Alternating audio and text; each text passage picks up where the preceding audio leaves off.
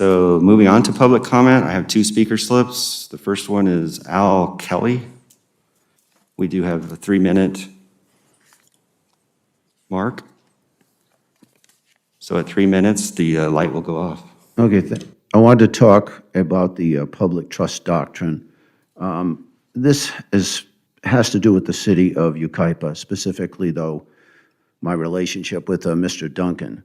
4 years ago, he contacted me on official business that he wanted to do something about the deaths in Yucaipa and the toxic dump.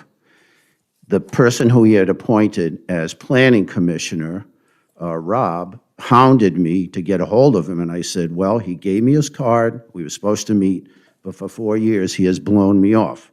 The reason I talk about that is I had to go through the EPA to get a document called watermark.mark.gov, and that was produced by the EPA as mitigation that was going on at the county toxic landfill that right now is spewing 54 substances that exceed state and federal level for toxicity. The reason I'm passionate about this, I've lost 12 of my fellow colleagues that I taught with for decades at Yucaipa High School. In the last month, Pat Gorman, who was a counselor for 30 years, and Tim Best, who was only 52 years old, and he was our best drafting and engineer. They all died of brain aneurysms and complications with blastomas. Those are not common cancers. I've done research with the Cancer Registry. I've brought this up 8 times with the City Council. I've never been notified or having one response from any of you. Would you just show me is that you know damn well that you're guilty of hiding something? I've never insinuated that it's causative, but you, having not provided any response, are violating the public trust doctrine. If I don't get any satisfaction soon, I'm going to bring this up before the new Biden DOJ. Thank you.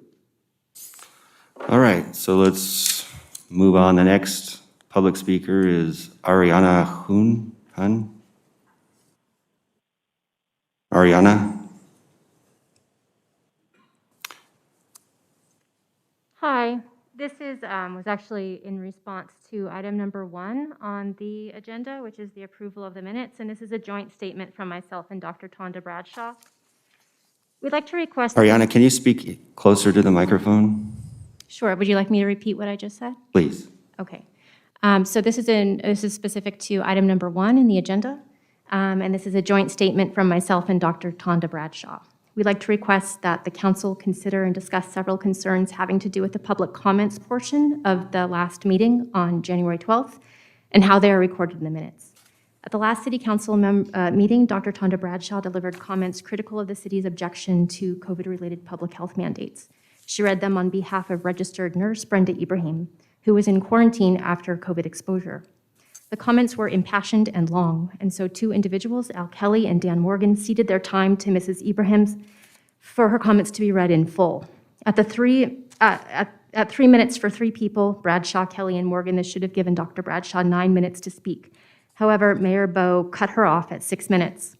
Dr. Bradshaw objected, but she was not heard, and she was denied her right to complete her comments. In a defense of this decision, City Attorney David Snow explained to me in a letter that Mayor Bowe made a decision on that day to not allow seating, but that he used his discretion and gave Dr. Bradshaw an extra 3 minutes to speak.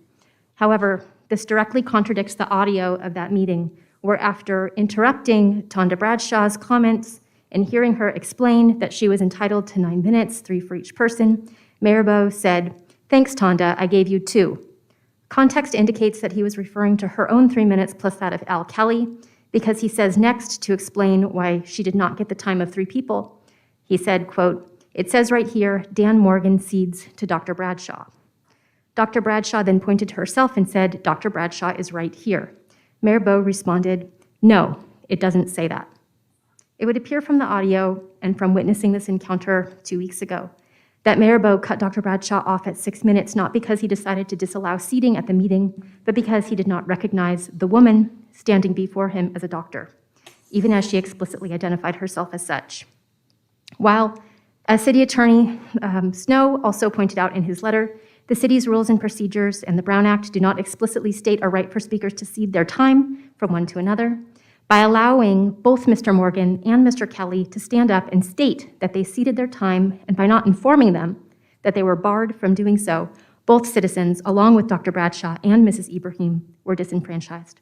Denying citizens the right to be heard is a violation of the Brown Act, especially where those citizens are critical of the city's decisions.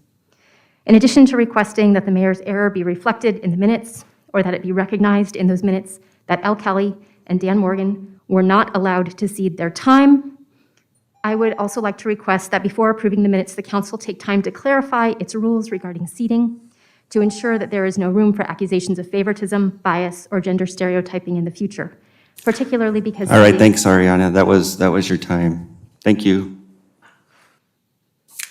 We are going to go ahead and review that in our next council meeting, or...